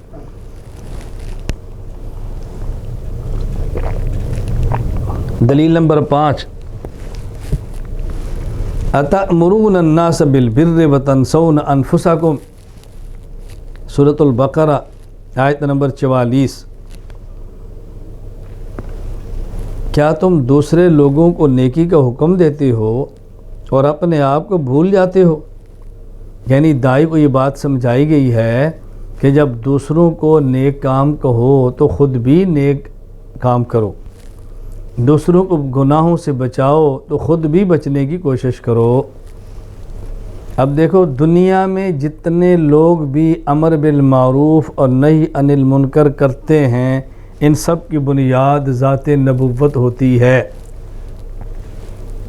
جب عام باعث کو یہ بات کہی جا رہی ہے تو بتاؤ پیغمبر کے بارے میں کیسے ممکن ہے کہ لوگوں کو نیکی کا فرمائیں اور خود نہ کریں، لوگوں گناہ سے بچائیں خود نہ بچیں؟ یہ ممکن ہی نہیں۔ اس لیے پیغمبر گناہوں سے بچتے ہیں بلکہ اللہ نبی کو گناہوں سے بچاتے ہیں۔ یہاں دو باتیں اچھی طرح سمجھ لو۔ عام لوگوں کا ایک ذہن شیطان نے بنایا ہے وسوسے ڈال کے، پھر میں دین کی بات کیوں کروں، میں تو خود نیک نہیں ہوں، ہم گناہ گار ہیں، ہم دین کی بات کسی کو کیسے سمجھائیں، ہم دین کی بات کیسے کریں، ہم کسی کو نصیحت کیسے کریں۔ یہ شیطان کی ایک پٹی ہے۔ ایک ہے جس نے عقائد نہیں پڑھے وہ عقائد سمجھائے، یہ غلط ہے، پڑھے نہیں ہے ٹھوکر کھائے گا۔ ایک ہے جس مسائل کو جانتا نہیں مسائل بتائے، ٹھوکر کھائے گا۔ میں واعظ کی بات کر رہا ہوں، نصیحت کرنا، سمجھانا، بھائی نماز پڑھا کرو، بھائی روزے رکھا کرو، سنت پر عمل کیا کرو، ہمیں گناہوں سے بچنا چاہیے۔ اگر باپ گناہ سے نہیں بچتا اولاد کو پھر بھی کہے، ماں نہیں بچتی اولاد کو پھر بھی کہے، ابا تم تو ایسے کرتے ہو، بیٹا میں تو نقصان اٹھا چکا ہوں، میں کہتا ہوں تم نہ اٹھاؤ۔ بات سمجھو، پٹی کیا پڑھائی جا رہی ہے کہ جو خود بے عمل ہے وہ واعظ نہ کرے۔ آیت کا یہ معنی نہیں، آیت کا مطلب یہ نہیں کہ آیت کا معنی یہ کہ واعظ بے عمل نہ ہو، واعظ بے عمل نہ ہو، یہ نہیں کہ بے عمل واعظ ہی نہ ہو۔ واعظ کا بے عمل ہونا اور ہے اور بے عمل کا واعظ ہونا اور ہے۔ مطلب یہ ہے کہ یہ نہیں ہے کہ واعظ آدمی جو ہے، واعظ آدمی بے عمل ہو، فرمایا واعظ بے عمل نہ ہو، با عمل ہو، لیکن اس کا یہ معنی نہیں ہے کہ جو بے عمل ہے وہ واعظ بھی نہ کرے۔ سمجھانا چاہیے۔ دیکھو میں واعظ کہہ رہا ہوں، میں عقیدے نہیں کہہ رہا، میں مسائل نہیں کہہ رہا، سمجھانا کہہ رہا ہوں۔ دوسرا دیکھو، سمجھانا ایک حکم ہے، عمل کرنا دوسرا حکم ہے۔ اگر گھر میں باپ خدا نہ کرے خود نماز نہیں پڑھتا تو گناہ ہے، اور اولاد کو نہیں کہتا تو دوسرا گناہ ہے۔ اگر ایک بندہ خود نہیں پڑھتا یہ گناہ کرتا ہے، اور اگر کہتا نہیں تو دوسرا کر رہا ہے۔ تو اگر ایک بندہ خود نہیں پڑھتا دوسروں کو کہہ رہا ہے، ایک گناہ سے بچ گیا نا۔ ایک آدمی خود روزہ نہیں رکھتا، دوسروں سے کہتا ہے بھئی میں تو نہیں رکھتا، تم تو رکھو نا۔ اب دیکھو ایک گناہ ہے، ایک تو نیکی ہو گئی، بیٹا دیکھو میں نماز نہیں پڑھتا لیکن تم پڑھو، دیکھو میں تمہیں چھٹی بھی دیتا ہوں تم پڑھ لو۔ کوئی مالک ہے، دکاندار ہے، خود نماز نہیں پڑھتا، اس کا جو نوکر ہے وہ نماز پڑھتا ہے، کہتا ہے بیٹا تم پڑھو، میں نہیں پڑھتا میرا گناہ ہے تم پڑھو، تم کو جس نے کیوں کہا پڑھو، خود نہیں پڑھتا ہمیں کیوں کہتا ہے۔ لوگ کہتے ہیں یار چلو خود نہیں پڑھتا ہمیں چھٹی دیتا ہے، اللہ خوش رکھے، اس کی نیکی ہے۔ تو دو باتیں الگ ہیں، ایک ہے واعظ کہنا سمجھانا اور ایک ہے عمل کرنا۔ جو دونوں کام چھوڑ دے وہ ڈبل مجرم ہے، اور جو ایک کرے اور ایک نہ کرے وہ سنگل مجرم ہے۔ دونوں میں فرق سمجھو۔ احادیث مبارکہ، نبی معصوم ہے، اس پر چند ایک حدیث بھی ملاحظہ فرما لیں۔ قرآن کریم میں اور آیات بھی ہیں بطور دلیل کے، ہم نے چند ایک بیان کی ہے، ظاہر ہے کہ ہم نے دورے کے حساب سے بیان کرنی ہے نا۔ احادیث مبارکہ، دلیل نمبر 1، یہ روایت صحیح بخاری میں موجود ہے، کتاب العلم۔ حضرت ابو ہریرہ رضی اللہ تعالیٰ عنہ فرماتے ہیں کہ نبی کریم صلی اللہ علیہ وسلم نے فرمایا، من کذب علی متعمدا فلیتبوأ مقعدہ من النار۔ اللہ اکبر۔ جس آدمی نے جان بوجھ کر مجھ پر جھوٹ بولا وہ اپنا ٹھکانہ جہنم بنا لے۔ اللہ کے نبی فرماتے ہیں جو میری طرف جھوٹ کی نسبت کرے، کوئی بات میں نے نہ کہی اور وہ کہ حضور پاک نے فرمائی ہے، اس کا ٹھکانہ جہنم ہے۔ نبی کریم صلی اللہ علیہ وسلم اپنی طرف جھوٹ کی نسبت کو گناہ قرار دے رہے ہیں، تو کیسے ہو سکتا ہے کہ وہ گناہ خود کر لیں؟ کیسے ہو سکتا ہے وہ گناہ خود کر لیں؟ دوسروں کو کہہ رہے ہیں کہ جس نے یہ گناہ کیا اس کا ٹھکانہ جہنم ہے، تو دوسروں کو کہنا تو خود کیسے کریں گے؟ اپنی طرف گناہ کی نسبت بھی برداشت نہیں کر رہے تو وہ شخص گناہ خود کرے گا کیسے؟ دلیل نمبر 2، صحیح مسلم میں روایت موجود ہے، کتاب الامارہ، حضرت ابو ہریرہ رضی اللہ تعالیٰ عنہ فرماتے ہیں نبی کریم صلی اللہ علیہ وسلم نے فرمایا من اطاعنی فقد اطاع اللہ ومن یعصنی فقد عصی اللہ، جس شخص نے میری اطاعت کی اس نے اللہ کی اطاعت کی، اور جس نے میری نافرمانی کی اس نے اللہ کی نافرمانی کی۔ اب دیکھو پیغمبر کی اطاعت تب ہی اطاعت خدا ہو سکتی ہے جب پیغمبر ہمیشہ ٹھیک بات فرمائیں۔ پیغمبر کی اطاعت تب ہی اطاعت خدا ہو سکتی ہے جب پیغمبر ہمیشہ ٹھیک کام کریں۔ جب نبی غلط بات فرمائیں گے تو وہی بات ہم کہیں گے تو اللہ کی اطاعت کیسی ہوگی؟ الیاذ باللہ نبی غلط کام کریں گے اور وہی غلط کام امتی کرے گا تو اللہ کی اطاعت کیسی ہوگی؟ یہ بات اچھی طرح سمجھ رہے ہیں نا؟ پیغمبر کی اطاعت خدا کی اطاعت ہے، تب ہے جب نبی فرمائیں تو وہ بھی ٹھیک اور نبی کریں تو وہ بھی ٹھیک، قول اور فعل پیغمبر کا ہمیشہ معصوم ہو جائے تبھی یہ بات ہو سکتی ہے۔ دلیل نمبر 3، یہ روایت سنن ابی داؤد کتاب العلم میں روایت موجود ہے، حضرت عبداللہ بن عمر رضی اللہ تعالیٰ عنہ فرماتے ہیں کنت اکتب کل شیء اسمعہ من رسول اللہ صلی اللہ علیہ وسلم، میں ہر وہ چیز جو اللہ کے نبی سے سنتا تو لکھ لیتا، ارید حفظہ، میں چاہتا تھا لکھ لوں بعد میں یاد کروں، فنہتنی قریشن، تو مجھے قریش لوگوں نے منع کیا اور کہا اتکتب کل شیء تسمعہ ورسول اللہ صلی اللہ علیہ وسلم بشر یتکلم فی الغضب والرضا، تم اللہ کے نبی کی ہر بات لکھتے ہو حالانکہ حضور انسان ہیں، کبھی آپ غصے میں بھی آ جاتے ہیں اور کبھی آپ خوش بھی ہوتے ہیں، تو غصے میں آدمی بس اوقات ایسی باتیں کہہ دیتا ہے جو خلاف واقعہ ہوتی ہیں، یہ تم کیا کرتے ہو؟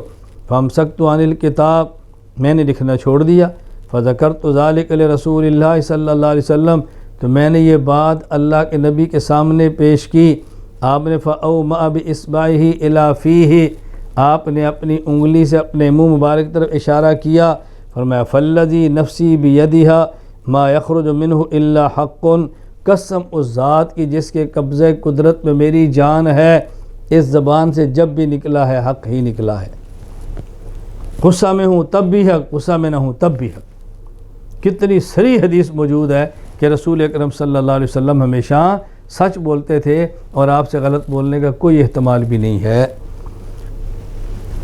ایک بات تو یہ سمجھیں کہ جہاں اللہ کے رسول صلی اللہ علیہ وسلم نے صرف منہ کی طرف اشارہ کر کے فرمایا، بات کا تذکرہ کیا، اعمال کا نہیں کیا۔ عام طور پہ آدمی جو گناہ کرتا ہے وہ زبان سے کرتا ہے، زیادہ گناہوں کی وجہ زبان ہی ہوتی ہے۔ چوری کرے گا پہلے زبان، بدکاری کرے گا پہلے زبان، تو جو کام بھی کرے گا پہلے زبان رہنمائی کرتی ہے، تو چونکہ زیادہ تر بطور خاص یہ زبان ہی گناہ میں کام آتی ہے، اس لیے پیغمبر پاک نے اسی کا ذکر فرمایا۔ دوسری بات بہت اہم ہے جو میں عرض کرنا چاہتا ہوں، اچھی طرح سمجھیں۔ اب دیکھیں حضرت عبداللہ بن عمر رضی اللہ تعالیٰ عنہ فرماتے ہیں میں ہر بات لکھ لیتا تاکہ بعد میں یاد کر لوں، کہیں مجھے بھول نہ جائے۔ معلوم ہوا کہ پیغمبر کی بات کو لکھتے تھے، تو شاگرد کو استاد کی بات کو لکھنا چاہیے تاکہ بھول نہ جائے۔ اگلی بات سمجھیں، قریش نے مجھے منع کیا مت لکھا کرو۔ اب ان کے منع کرنے کی وجہ کوئی رسول اکرم صلی اللہ علیہ وسلم سے مخالفت نہیں ہے، قریش سے مراد صحابہ ہیں، عام بندے تو نہیں ہیں۔ بھئی کیوں تم لکھتے ہو؟ دیکھو اللہ کے نبی کبھی غصے میں ہوتے ہیں تو غصے میں کبھی بندہ وہ بات کہہ دیتا ہے جو نہیں کہنی چاہیے، تم وہ بھی لکھ لیتے ہو۔ اب یہ ایک ایسا شبہہ تھا جو غلط فہمی کی بنیاد پر تھا اور حضرت عبداللہ بن عمر کے دل میں اتر گیا اور آپ نے لکھنا چھوڑ دیا۔ اب شبہ آیا، دل کو لگ گیا، شبہ پر عمل بھی ہو گیا، لیکن صحابی نے اس شبے کو اپنے پاس نہیں رکھا. فذکرت ذلک لرسول اللہ، فذکرت ذلک لرسول اللہ صلی اللہ علیہ وسلم، چونکہ اس وقت ان کے بڑے اللہ کے نبی تھے. اپنا شبہ وہاں رکھا، اللہ کے نبی نے اس کا جواب دے دیا. لا یخرج منہ الا حق، یہ شبہ غلط ہے. یہ لوگوں نے عام لوگوں کو دے کر سمجھا ہے. میں عام لوگوں کی طرح نہیں ہوں، میں تو نبی ہوں. یہاں تو غصہ ہو تب بھی ٹھیک ہوتا ہے اور غصہ نہ ہو تب بھی حق ہی نکلتا. شبہ ختم ہو گیا.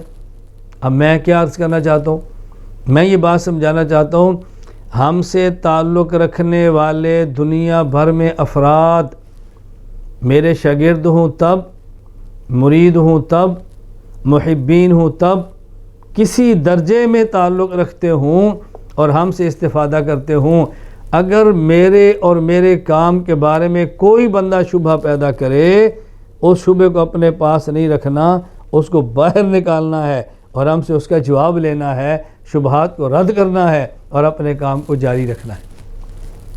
بس میں اس دورے کے دوران بھی دیکھ رہا ہوں، ہر ملک کے وہاں کے اعتبار سے شبہات پیدا کیے جا رہے ہیں. ہم پاکستان میں ہیں، ہمارا ہمسایہ ملک ہندوستان ہے، کوئی شبہ نہیں ملے گا نا، ایک شبہ ڈال دیں گے، وہ ہندوستان پاکستان کی لڑائی ہے، یہ پاکستان کا بندہ ہے، تم اس کو سن رہے ہو پکڑے جاؤ گے.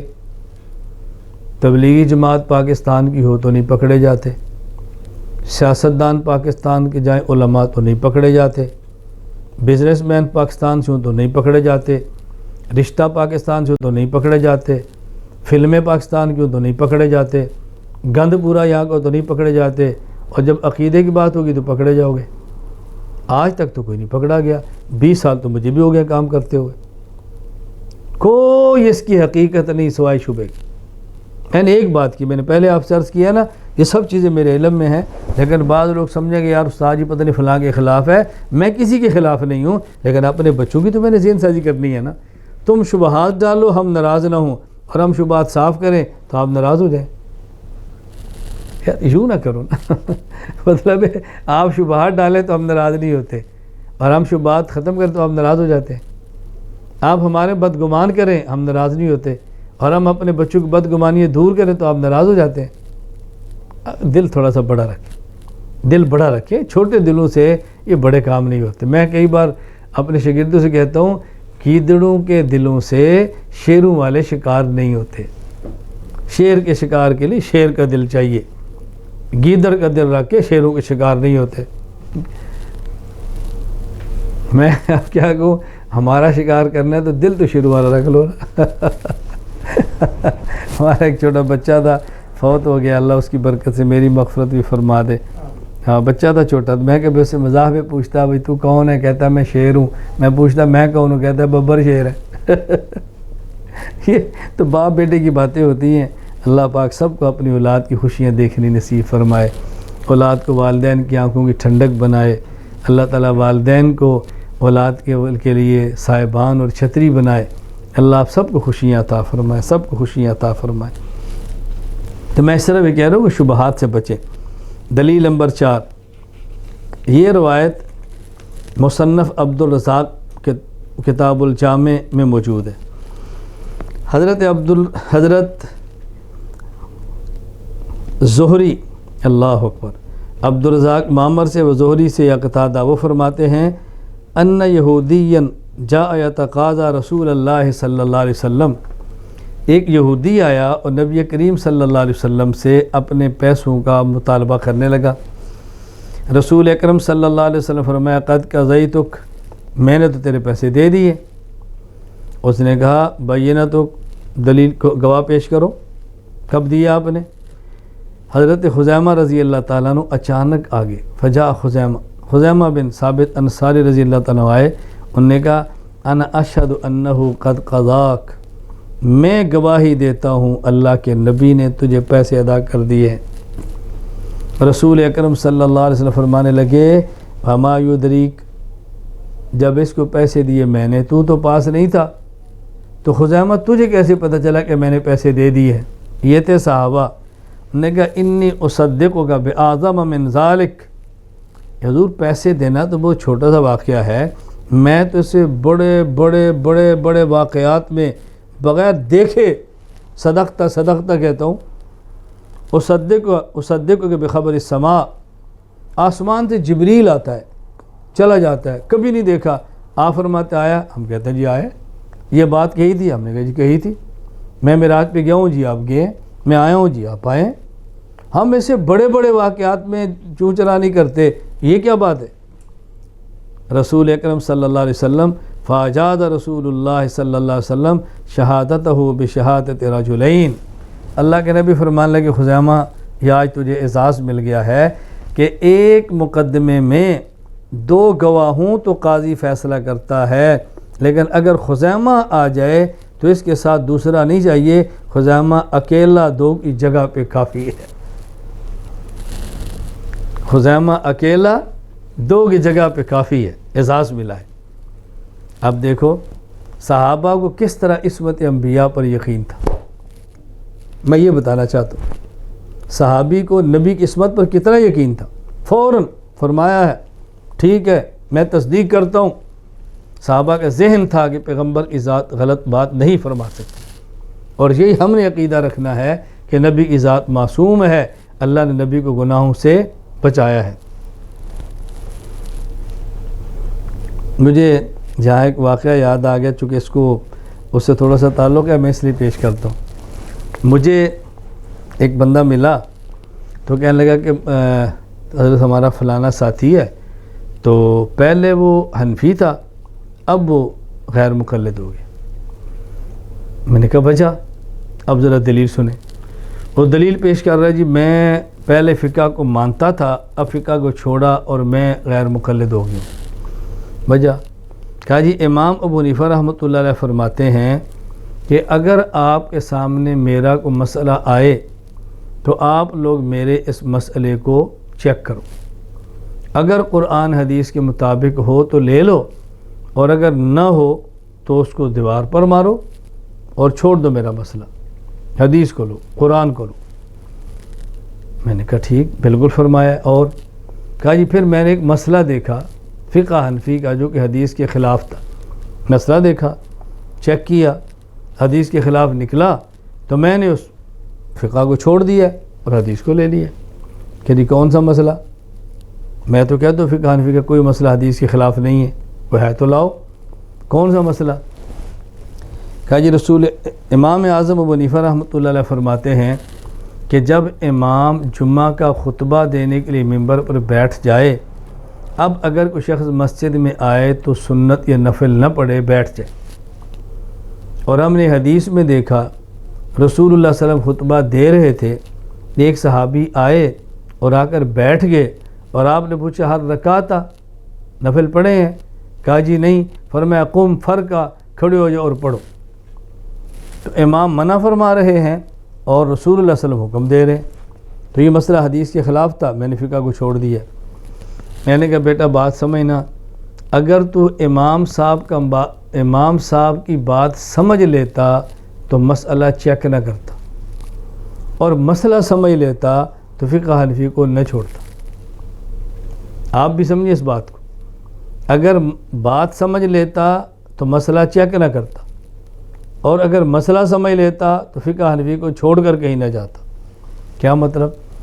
میں نے کہا امام صاحب رحمۃ اللہ علیہ نے فرمایا کہ میرا مسئلہ اگر قرآن حدیث کے خلاف ہو تم چیک کر لو، اگر حدیث کے خلاف ہو میرا مسئلہ چھوڑ دینا اور حدیث کو لے لینا. تو اس کو سمجھا نہیں. میں اس کو سمجھانے کے لیے پہلے مثال دیتا ہوں پھر بات سمجھ جائے گی. کبھی پہلے مسئلہ بتاتے ہیں پھر مثال، کبھی زیادہ پیچیدہ ہو تو پہلے مثال دیتے ہیں پھر مسئلہ کھولتے ہیں. میں نے کہا ایک شخص کے پیٹ میں درد ہوتی ہے اور وہ شخص پیٹ میں درد ہونے کی وجہ سے ایک ڈاکٹر کے پاس جاتا ہے. اور ڈاکٹر کون ہے؟ MBBS ہے، اسپیشلسٹ ہے. کہا جی میرے پیٹ میں درد ہے. ڈاکٹر صاحب اس کو صرف 2 گولیاں دیتے ہیں اور ساتھ کہتے ہیں یہ 200 روپے کا دو. وہ کہتا ہے ڈاکٹر صاحب 2 گولیاں اور 200 روپے؟ ڈاکٹر صاحب فرماتے ہیں بیٹا یہ امپورٹڈ گولی ہے، یہ پاکستان کی نہیں ہے، یہ باہر سے آئی ہے، بڑی مہنگی ہے، تو اس کو لے لے. اور یہ کسی کو چیک کرا لے، اگر یہ گولی ٹھیک تو پیسے بے شک بعد میں دے دینا، اور اگر یہ ٹھیک نہیں تو اس کو گٹر میں پھینک، میں تجھے 400 دوں گا۔ بہت ہوش ہے، اس نے گولیاں لیں، ایک بندے کو جا کر دی، اس نے گولیوں کو سونگا، اس نے کہا تو زہر ہے یہ نہ کھانا، اس نے گولیاں پھینکی گٹر میں۔ اب آیا ڈاکٹر صاحب کے پاس، ڈاکٹر صاحب مجھے 400 روپیہ دو۔ ڈاکٹر صاحب نے کہا بھائی پیٹ کا کیا بنا؟ کہا جی پیٹ کو چھوڑو آپ 400 دو۔ ڈاکٹر نے پوچھا ہوا کیا؟ اس نے کہا آپ نے 2 گولیاں دی اور 200 روپے۔ میں نے کہا بہت مہنگی ہے۔ آپ نے کہا امپورٹڈ ہے، چیک کرا لو، اگر یہ ٹھیک نہ نکلی میں 400 دوں گا۔ میں نے چیک کرائی ہیں، وہ زہر نکلی ہیں، میں گٹر میں پھینک آیا ہوں، 400 دو۔ ڈاکٹر صاحب نے پوچھا وہ تو نے 2 گولیاں کس کو چیک کرائی ہیں؟ انہوں نے کہا بشیر موچی نو۔ کس کو چیک کرائی ہیں؟ بشیر موچی نو۔ یعنی آپ کہتے ہیں نا محمد بشیر، تو ہمارے پنجابی زبان پھر ٹیڑھا نام بولتے ہیں بشیرہ، اور بندہ کون ہے؟ موچی، وہ جو جوتیاں ٹھیک کرتے ہیں۔ کہا جی میں بشیر موچی نے چیک کرایا۔ ڈاکٹر نے کہا کوڑے دے پترا تو میری گل ہی نہیں سمجھا۔ یہ ہمارے پنجابی میں میٹھی سی ٹکائی ہے۔ اس نے کہا وہ بیوقوف انسان تو میری بات سمجھا ہی نہیں ہے۔ میں نے جب یہ کہا تھا نا گولیاں چیک کرا، اس کا مطلب بشیرہ موچی نہیں تھا، اس کا مطلب تھا کوئی MBBS ڈاکٹر۔ یہ کسی ڈاکٹر کو چیک کرا اور تو نے بشیر موچی کو چیک کرانا شروع کرا دیا۔ میں نے کہا اگر وہ ڈاکٹر کی بات سمجھتا تو کسی بشیر موچی کو چیک نہ کراتا، اور تو امام صاحب کی بات سمجھتا تو بالکل چیک نہ کرتا۔ حضرت امام صاحب نے فرمایا کہ میرا مسئلہ چیک کر لو، یہ تجھے نہیں کہا، امام مالک کو کہا ہے، یہ تجھے نہیں کہا، امام شافعی کو کہا ہے، یہ تجھے نہیں کہا، امام احمد کو کہا ہے۔ یہ جو فرمایا میرا مسئلہ چیک کرو، یہ امام حنیفہ مجتہد کو فرما رہے ہیں، یہ گنڈیریاں بیچنے والے کو نہیں کہہ رہے کہ تم چیک کرو، یہ جوتیاں بیچنے والے کو نہیں، یہ پکوڑے بیچنے والے کو نہیں کہا جا رہا کہ تم چیک کرو۔ تو امام صاحب نے فرمایا تھا مجتہد کو چیک کرو، اور چیک کر تو خود بن گیا۔ میں نے اس لیے کہا تو امام صاحب کی بات سمجھ لیتا تو مسئلہ چیک نہ کرتا۔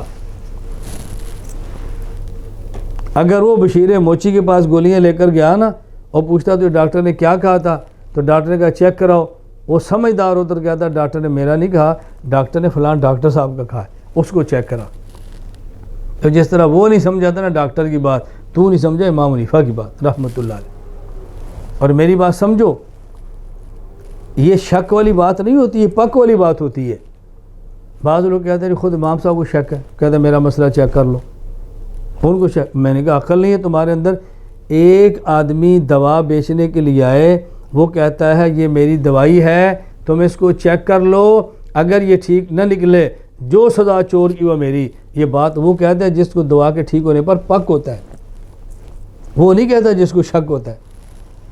یہ تو پک والے ہماری شاید خالص ہے بھائی، چیک کرو، لیبارٹری میں لے جاؤ، یہ جالی نکلی تو ساری باتوں میں ڈبل پیسے دوں گا، وہ پک ہے تب کہہ رہے۔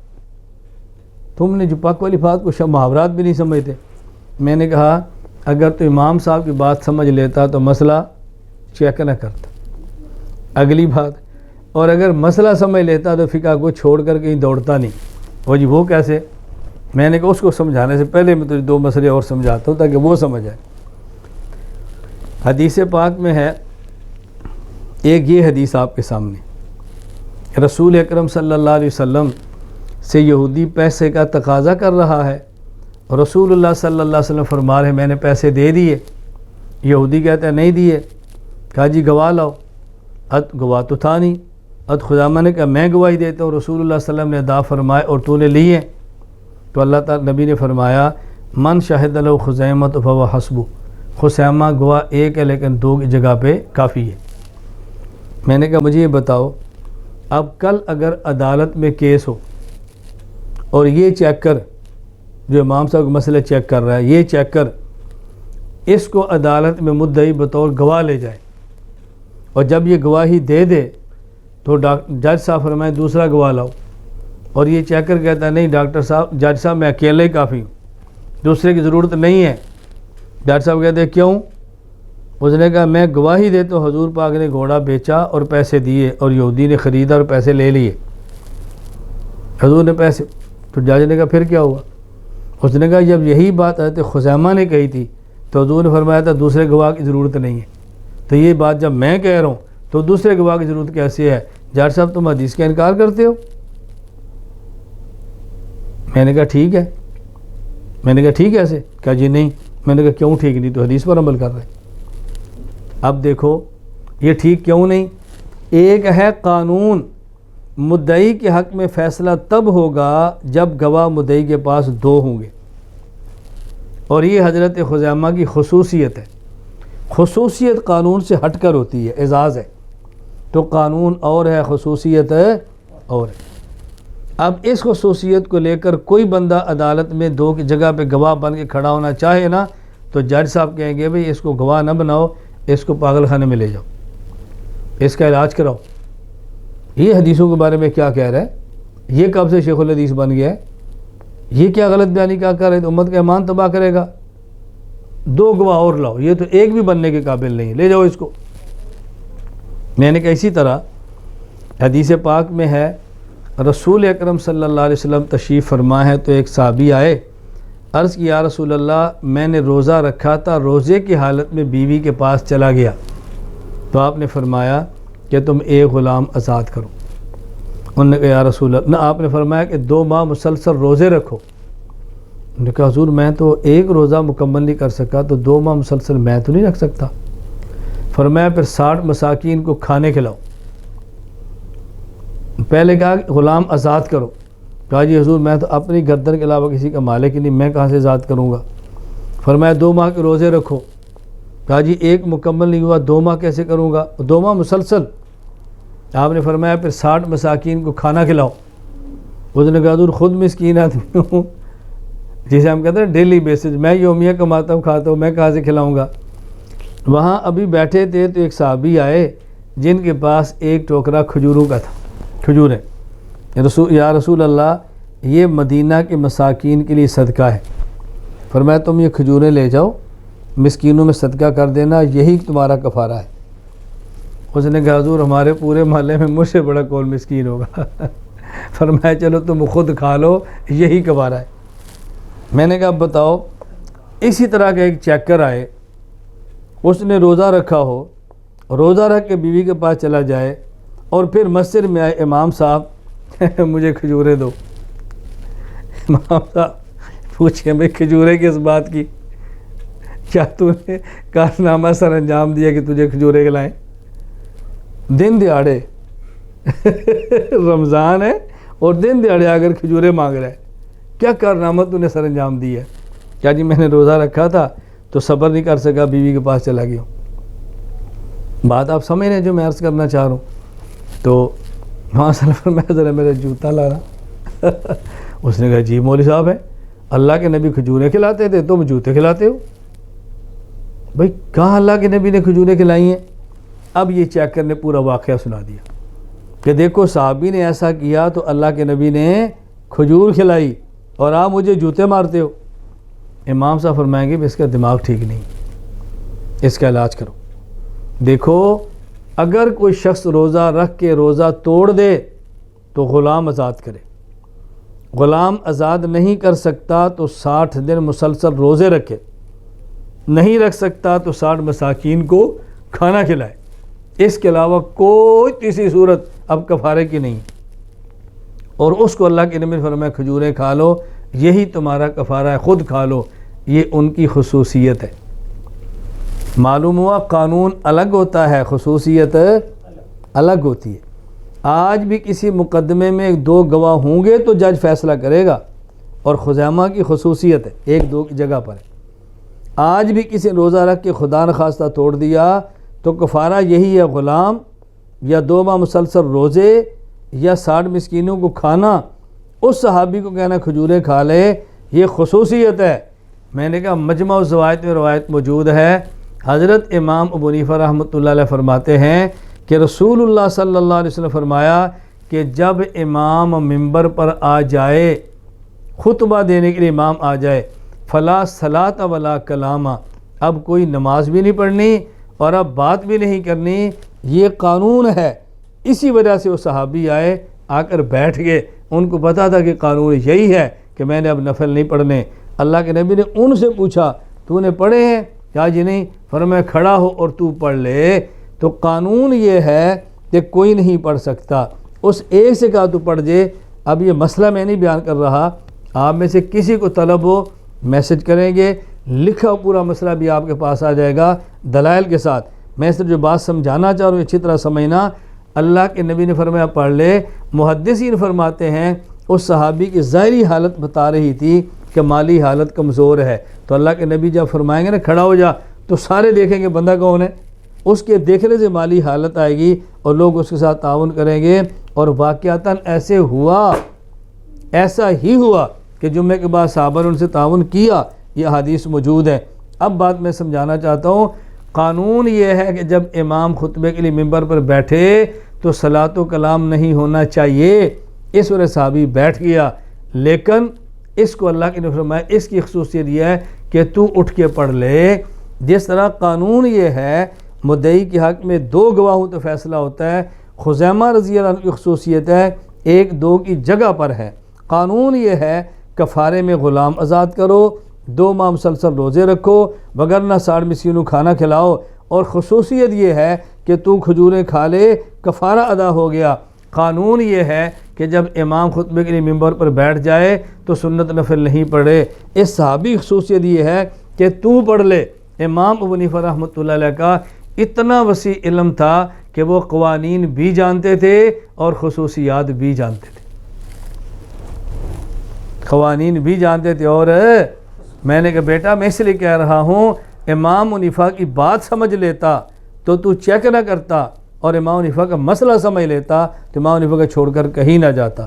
الحمدللہ ثم الحمدللہ، وہ واپس آ گیا، بڑی تعداد واپس آئی ہے۔ میں بالکل اللہ کی ذات کا شکر ادا کرتے یہ بات کہتا ہوں، جو لوگ دلائل سے دائیں پھسلے ہیں نا وہ واپس آئے ہیں، جو مفادات سے پھسلے ہیں ان کے مفادات تو میں پورے نہیں کر سکتا، واپس کیسے آئیں گے؟ جو خود دال پہ گزارا کرتے ہوں وہ دوسروں کو مرغ کڑھائی کہاں سے کھلائیں گے؟ مفادات والوں کو ہم نہیں مطمئن کر سکتے، حاسدین کو نہیں کر سکتے، ضدی کو نہیں کر سکتے۔ ضدی کے بارے میں قرآن کا فیصلہ ہے وَإِذَا خَاطَبَهُمُ الْجَاهِلُونَ قَالُوا سَلَامًا۔ عباد الرحمن کی خوبی یہ بیان کی ہے، جب ضدی آ جائے تو کہ بابا معذرت بس مہربانی تیری، کسی اور کے پاس جا۔ ان ضدی لوگوں سے بحثیں کر کے اپنے اوقات کو ضائع مت کرو۔ بات صرف یہاں سے چلی تھی، حضرت خزیمہ رضی اللہ تعالیٰ عنہ والی حدیث ہے، تو میں نے ساتھ یہ بات آپ خدمت میں پیش کر دی۔ میں اصل میں جو اس کا فائدہ ہی ہوگا، عقیدے پر دلائل کے ساتھ کئی مسائل آپ کے علم کے اندر بھی آ جائیں گے نا۔ کم از کم آپ کا یہ واقعہ اور یہ بحث سننے کے بعد یہ ذہن تو بن گیا نا کہ فقہ حنفی کے مسائل قرآن حدیث کے خلاف نہیں ہیں۔ ہاں کبھی قرآن کے خلاف نظر آ رہے ہوتے ہیں لیکن قرآن کے خلاف ہوتے نہیں ہیں، حدیث کے خلاف محسوس ہوتے ہیں، حالانکہ وہ حدیث کے خلاف ہوتے نہیں ہیں۔ میں اس لیے گزارش کرتا ہوں کہ آپ نے کسی معاملے میں الجھن اور گھبراہٹ کا شکار نہیں ہونا۔ اہل سنت والجماعت احناف دیوبند کے الحمدللہ عقائد بھی قرآن و سنت کے مطابق ہیں اور مسائل بھی قرآن و سنت کے مطابق، کوئی الجھن کے اندر آپ نے مبتلا نہیں ہونا۔ اللہ تعالی ہمیں یہ بات سمجھنے کی توفیق عطا فرمائے۔ تو آپ کی خدمت میں عصمت انبیاء کا عقیدہ چل رہا ہے، اب اس پر ہم نے اجماع امت پیش کرنا ہے، پھر عقلی دلائل پیش کرنے ہیں، اور پھر یار لوگوں کے دلائل کے جواب بھی دینا ہے۔ بات تو ہم نے پوری کرنی۔ آپ کے ذہن میں جو شبہات ہوں آپ ابھی کمنٹس کی صورت میں لکھتے رہیں، انشاءاللہ آپ کے سوالات جتنے ہوں گے ہم ان کے جواب دیں گے۔ اور یہ ذہن میں رکھ لیں جو آپ پڑھ رہے ہیں، امتحان بھی ہونا ہے تو سند ملنی ہے۔ ہاں کوئی سند نہ لینا چاہے تو کوئی مسئلہ نہیں، لیکن جس نے سند لینی ہے اس نے کچھ نہ کچھ امتحان دینا ہے۔ تو آپ حضرات کے پاس فائل موجود ہے، آپ سبق پڑھتے ہیں، اس کے آپس میں باہمی تکرار کیا کریں۔ میں آخر میں آپ کی خدمت میں ہر روز کچھ نہ کچھ عرض کرتا ہوں، آج پھر میں آپ کی خدمت میں 2-4 باتیں عرض کرتا ہوں۔ ایک بات تو یہ سمجھو، میں ہر روز یہ بات کہتا ہوں کہ شریعت نبوت کا مزاج سمجھو، اپنی طرف سے چیزوں کو داخل نہ کرو۔ رسول اکرم صلی اللہ علیہ وسلم دن بھر کام فرماتے ہیں تو اللہ فرماتے ہیں فَإِذَا فَرَغْتَ فَانْصَبْ، وَإِلَىٰ رَبِّكَ فَارْغَب۔ جب آپ معمول کے عمل تبلیغ سے، عمل دعوت سے، عمل جہاد سے، عمل افتاح سے، ان کاموں سے فارغ ہونا تو آپ پھر اللہ کی طرف متوجہ ہو کے خلوت کی عبادات بھی کریں۔ آپ یا ایھا المزمل، یہ صورت پڑھیں ذرا، سورہ مزمل، اللہ کے نبی کتنا حکم ہے، ورتل فاصبر، خلوت میں رہو، برداشت کرو، اللہ کے نبی کو حکم دیا جا رہا ہے، اللہ کا ذکر کرو، واذکر۔ اس لیے خاص کر کام کرنے والوں کے ذمے ہے بطور خاص علماء کے کہ کچھ وقت خلوت میں اللہ اللہ کرنے پر بھی لگائیں، تہجد کا اہتمام کریں، تہجد میں تلاوت کریں، پھر ذکر کا اہتمام کریں اور تسبیحات کا اہتمام کریں، اللہ سے مانگنے کا معمول بنائیں۔ یہ میں اس لیے عرض کرتا ہوں، ہمیشہ یہ بات یاد رکھیں، صرف عقائد کی محنت ہو اور ساتھ اذکار نہ ہوں تو اتنی خشکی پیدا ہوتی ہے کہ آدمی سنتوں پر عمل چھوڑ دیتا ہے، گستاخیاں مزاج میں آ جاتی ہیں، بے ادب مزاج بن جاتا ہے۔ اور اگر صرف اللہ اللہ کا ماحول بن جائے اور وہاں پر عقائد نہ ہوں تو مزاج میں اتنی تری آ جاتی ہے کہ پھر خانقاہوں میں بدعات آنا شروع ہو جاتی ہیں۔ تو ہم دونوں چیزوں کا خیال کرتے ہیں، عقائد کی محنت بھی کرنی ہے اور اذکار، تزکیہ، اللہ اللہ، خانقاہ ماحول، اس کو بھی ساتھ چلانا ہے، دونوں کام کرنے، عقائد بھی اور تزکیہ بھی۔ میں سمجھانے کے لیے کبھی کہا کرتا ہوں، تزکیہ بھی اور تربیہ بھی، نظریہ بھی۔ نظریہ کا معنی عقیدہ، تزکیہ کا معنی اصلاح، یہ سب چیزیں لے کر چلنی ہیں، اس کا بہت زیادہ آپ نے خیال کرنا ہے۔ اور پھر اس دعا کا ہر روز اہتمام کرنا ہے، اے اللہ اس دورہ کو عافیت کے ساتھ پایا تکمیل تک پہنچا دے، پوری امت کے لیے نافع بنا دے، اور اے اللہ ہم سب کے لیے اس کو باعث اجر و ثواب بنا دے۔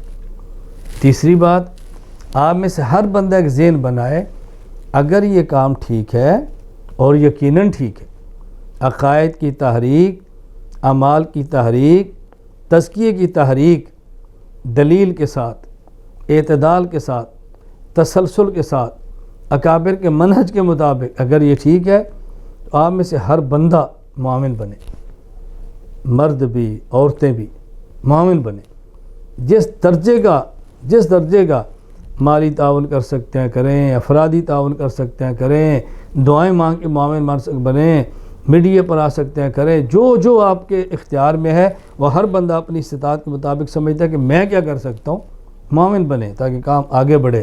اللہ تعالیٰ مجھ سے بھی کام لے، اللہ تعالیٰ آپ سے بھی کام لے، اللہ تعالیٰ ہم سب سے راضی ہو جائے۔ وآخر دعوانا ان الحمد للہ رب العالمین۔